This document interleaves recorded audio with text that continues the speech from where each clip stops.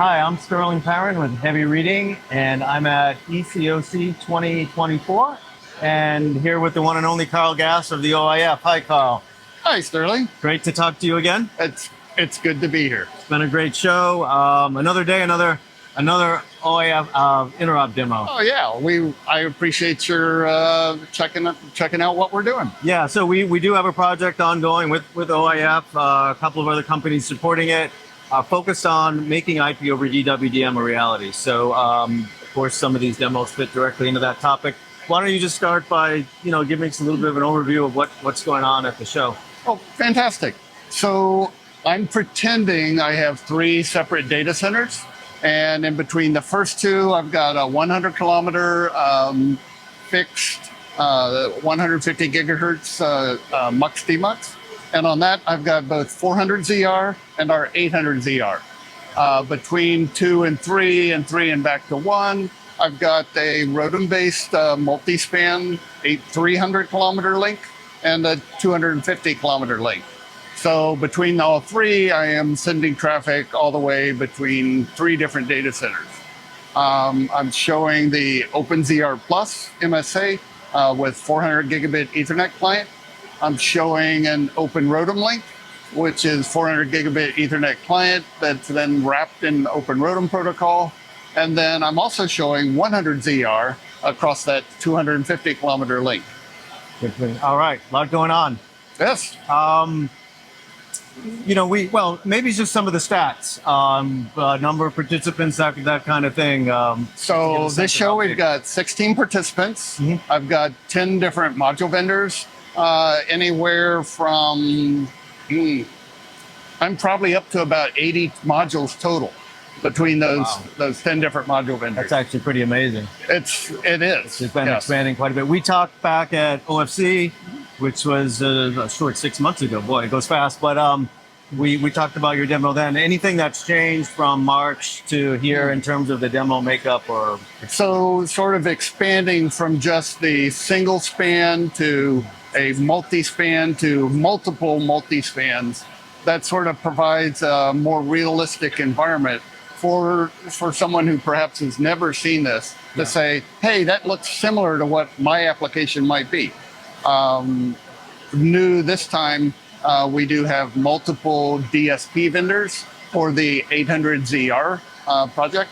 And I'm also showing the 100 ZR, which is the implementation of the IEEE 802.3 100 base ZR. Interesting, right? So you got from 100 gig, 400 gig, 0 plus, and then all the way up through 800. That's correct. It sounds like even some of the quite a different range of reaches now. Quite a different range of reaches. Yeah. As you know, the focus of our project we're working on is making IP over DWDM a reality. As we look at the demos and the 3 invisible data centers and everything that's going on, how does this make IP over DWDM a reality? Well, one of the big things is line optics in a client optics form. And so that what that results in is your router now can have any reach from meters to hundreds of kilometers. And that reduces the number of boxes that you have to buy, and it reduces the amount of management that's required. Clearly, all of these pluggable optics use CMIS. Yeah. And part of that extension, the Coherent CMIS or CCMIS. Yeah. So we are managing all our optics at the router level, and so that common management system for all of them really provides for that path to IP over DWDM. The management, as I dig into the white paper that I'm writing, that has become, I think, the biggest area of inquiry and the most diversity of opinion, I think, as I talk to more and more people about it. I guess just so the CMIS, you alluded to it a little bit. CMIS is kind of the OIF's implementation agreement, standardized answer to the management of the plug to host, right? So we took the CMIS over from a previous MSA group, and we have continued to we've continued to grow what CMIS is and what it can do. But adding the addition of the Coherent CMIS, because clearly, there are additional registers necessary for Coherent over DWDM applications. But that's the biggest thing.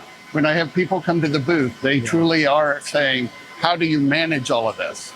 And truly the ability to be able to plug in different modules into the router and have essentially pre-programmed the ports so they come up in the application you expect, that's for repeating a setup, which would be a real application. Right. That becomes the easy answer. Right. I mean, I suppose anything can be done once, but the idea is you want to be able to repeat this. You don't want to have to touch it every time. Right. I mean, the old demos, not OIF, but just thinking back to demos from Supercom and decades back, a group could take a year to put together a demo and show everything that it works, but then everybody leaves and it's another year building the demo, and it's not really quite the end goal of interoperability. So Right. And that was the big thing from the original 400ZR project. Truly had 400ZR interoperability. Yeah. So interoperability has been a principal goal since the start of the project. Any as you get people coming through and seeing these demos, we talked a little bit about management, but are there any other kind of key questions or areas of interest that specifically this year people are kind of keying into? It's sort of the typical thing of what's the power consumption? Hey, you're showing 300 kilometer reach. How far can they actually go? I think these things are pretty standardized, pretty public. Yeah. It's actually been most people just walking in and saying, I am impressed that you have all these vendors working together and that they all work together. Right. Yeah. I mean, the quantity is becoming quite impressive. The quantity and the quality of the final product seems to be what we were looking for. Yeah. Not to minimize this demo, but always looking on to what's next. So great work here, but as we look on to maybe OFC 2025, a little peek of what's going to come So in my imagination, we can start to see things like 800 LR, which is a lower power, shorter reach version of 800 gigabit Ethernet in a coherent application. Okay. And once again, we expect it to be able to plug all of this into a single router. And so we have multiple different reaches, multiple different applications, all in one box. All right. And so the LR, that's within the scope of OIF work then? So the 800 LR has been an ongoing project for a couple years. We just aren't as close to publication as 800ZR. Okay. So it's coming up. Great. Look forward to maybe catching up at OFC in a few short months, but always great talking to you, Karl. Thanks, Sterling. Thank you. Appreciate it.